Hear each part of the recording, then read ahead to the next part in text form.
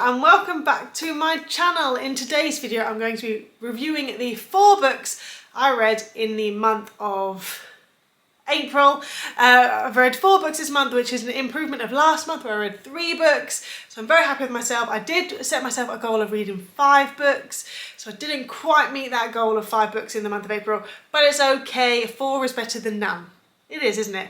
And also, actually, my grand total of books I've read this entire year so far is I've read 15 books this year, and I believe we're in week 17 of the year, so basically I've pretty much read a book a week if you go with that calculation.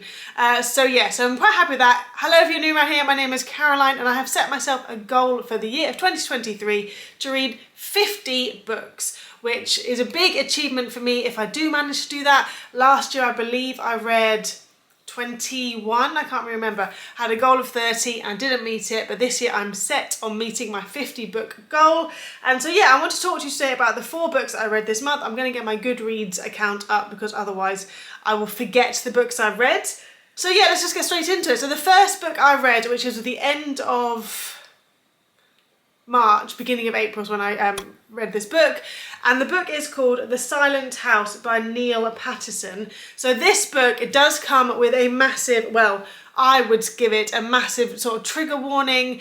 The main part of this book is about the death of a baby, a 1-year-old, so that's not very nice, I have to say, especially as I have a baby who is 9 months old, so it was a bit it wasn't very nice. I did actually download this book way back last year, and when I went to read it, I realised that it was about a baby dying, and because at the time of when I downloaded the book, my baby was only like a couple of weeks old, I was like, this book is not for me. My hormones are at that all-time peak emotional time, I wanted to read it, but I didn't want to read it at that time. And so then when I used my little spinner thing, which I've used and I've mentioned in the past, I'll put it on the screen now so you can see what I'm talking about. When my little spinner choosy app decided for me to read The Silent House, I felt I was strong enough to read it this time. So I gave it 4 out of 5 stars on my Goodreads account. It was a very good book. I really enjoy horror, thriller type books, so this was right up my alley. The book crux of it is that a baby girl gets killed, and pretty much every character minus the main character is deaf, so therefore the main character, who is, she's a translator, is that the correct term if you're, translator. It's sign language interpreter. So she's an interpreter for sign language, and she is the interpreter for the police force and for the the people they're questioning. I don't know all the terminology. And there's also like links that she is linked slightly loosely to the family as well, who lose their child. And so it's a really good book. I do recommend it if you are strong enough to, like I say, because of the mentions of child death, I wouldn't recommend it to everyone. But if you enjoy murder mystery type books, I do recommend it. So the reason I gave it 4 out of 5 stars and not 5 stars is because I did predict correctly who the perpetrator was, which is really annoying. I hate it when I do that. When you're watching like a TV show or read a book and you kind of think, oh, I bet it's that person that's done it. And then you're right. You're like, well, that's just ruined everything. Why did my brain have to predict it? I wanted to be surprised. I wanted to be shocked. And unfortunately, I wasn't. And that's why I couldn't give it 5 stars, because it was a little bit predictable in my opinion. Maybe not everyone would think that way. But I do really recommend the book. But like I mentioned, with the caveat of it being quite an emotional read if you are triggered by that kind of thing. But so that was the first book I read in the month of April. And then the next book I read, I listened to this one actually. This was an audiobook I listened to. I started listening to this via the app BorrowBox. I rave about BorrowBox all the time. It's basically a free audiobook or ebook service. It links to your local library. The book is The Art of Talking to Children. Obviously it's it's a non-fiction book. It is a book. It's called The Art of Talking with Children, The Simple Keys to Nurturing Kindness, Creativity and Confidence in Kids. I gave it 4 out of 5 stars.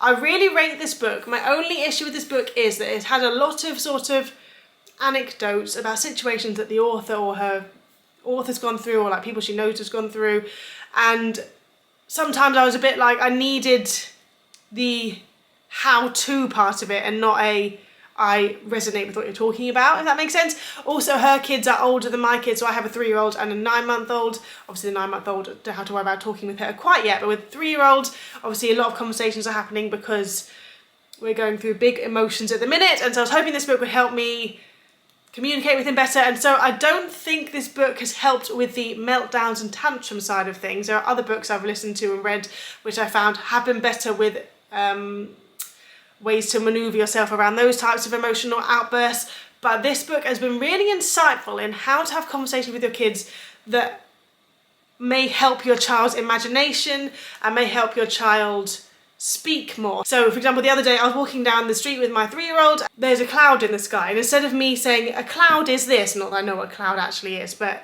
if I knew what a cloud was, instead of me explaining correctly what a cloud actually is, it's more asking him, what do you think a cloud is? What do you feel like it is? What do you think it would feel like? What do you think it would smell like? I don't know. So just sort of making him be more creative and more thoughtful and creating conversation essentially. And that's what I have gained from the book. I'm sure there's a lot more to it that maybe didn't filter into my brain, but that's what I have taken from the book. I've taken from the book that it's good to speak to your kids in ways you wouldn't normally think to speak to them, and not everything is an educational moment. You can actually just chat silly stuff with your kids, and it helps them because it helps them develop like conversations in their mind. It helps them create imagination, it helps them create thoughts. And so yeah, so that's something that I've gained from the book. I do really recommend it for the purpose of learning and how to talk to your kids. But like I said, if you're having issues with sort of like tantrums or meltdowns, I don't believe this is really the book for you. The book I have read, which I really recommend for meltdowns or tantrums, is the book I wish my parents had read, because that book is top notch for speaking to your children through a meltdown and through a tantrum. Not that it always works, as we all know, but I do recommend that book. As a side note, I haven't read that book this year, I read that a couple of years ago. But yeah, that is my book number 2 I've read in the month of April. I say I listened to it, because I find it easier sometimes to listen to parenting books than to read parenting books. And then so when I finished, I'm going back, so when I finished reading The Silent House, I used my little spinner chooser app, and it chose the book, The 8 Mistakes of Amy Maxwell. So this book, I think I must have downloaded onto my Kindle when I made, like 3 years ago maybe. I think it's one of those deals where it's like £1 or 99p or even free, and so I downloaded it and it's just been sat on my Kindle ever since. I've never read it, I've never felt the need to read it, it hasn't really jumped out to me. And so when my spinner little device picked that, my heart sank. I thought, oh my goodness, what am I going to do? This book is going to drag out forever, I'm never going to finish it, it's going to be really boring. And actually, it wasn't too bad. So I only gave it 3 stars. I say only, I gave it 3 stars. It wasn't hideously boring. That's a plus. I did really enjoy it until towards the end, when I just felt like the author was getting bored of writing. I just felt the end was really rushed. It didn't seem to have any kind of, there was a conclusion, but it wasn't like a big, the spot wasn't squeezed efficiently. That sort of analogy is how I feel. It came to a head, but it didn't ever go, it just sort of went, And yeah, that's why I couldn't give it any more than 3 stars. Like I said, it did keep me engaged. I did really want to read it when I got to when I opened it, it did start quite well, quite solid. The characters are quite good. It's like an incompetent husband and the wife is the main character, and her family and how the dynamics of that family, and she gets herself in a bit of a pickle, and she's like got suspicious neighbours. She's trying to figure out why the neighbours are being a bit more suspicious, because there's a 14-year-old boy who starts to hang out with her younger son, and she's never seen the 14-year-old boy before, and suddenly he's living across the road and has apparently always lived there. And so it's quite good in that way. It kept me on my toes, but like I said, towards the end I just got it just really felt like it just went a bit flat. So I do recommend it. I wouldn't say it's a thriller. I would say it's like, if thriller's here, it's sort of like here on the thriller scale. So I mean, I'll read the small book description, because I feel like it's worth a read if you've got the time. So it's basically, Amy Maxwell's got 4 kids, a useless husband, and a crusted applesauce on her yoga pants that haven't seen the inside of a gym in over a decade. She's convinced her teenage daughter is up to no good, her 10-year-old can't stop chattering in her ear, and her older son has befriended a teenage boy twice his age who's a little weird.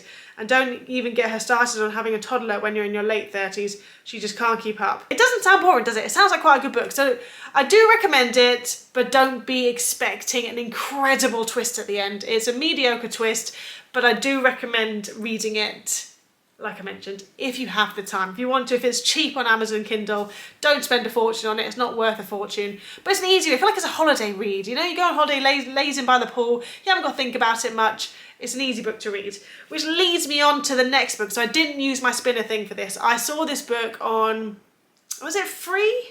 Or did I pay for it? I can't remember, but it's a Kindle book again. And I downloaded this book because I've heard everyone raving about it and I wanted to see what the hoo-ha was about.